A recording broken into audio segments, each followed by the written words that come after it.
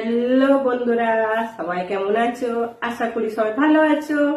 আজকে দুপুরের মেনু হলো লুচি আর আলু ভাজা। দেখো আজকে চলে এলাম। লুচি কেন হচ্ছে?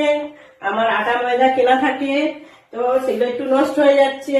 তো আজকে মনে হলো যে একটু লুচি করে খাওয়াবো। কে কে খাবে বলো, চলে এসো আর কমেন্টে বলো লুচি কে কে খাবে। সবাই ভালো দেখো, সুস্থ দেখো। আর আজকে গরম গরম লুচি হচ্ছে। বলো, আমি এই ব্লগ কোনোদিনও করিনি, এই করছি প্রথম। জানি না কেমন হচ্ছে, সবাই কমেন্টে বলো ব্লগটা কেমন হয়েছে। আর সবাই চলে এসো। আমি কি করছি, একা খেতে পারবো না, মেয়েদেরকে পাঠিয়ে দেবো। মেয়েরা কেউ আসেনি আজকে।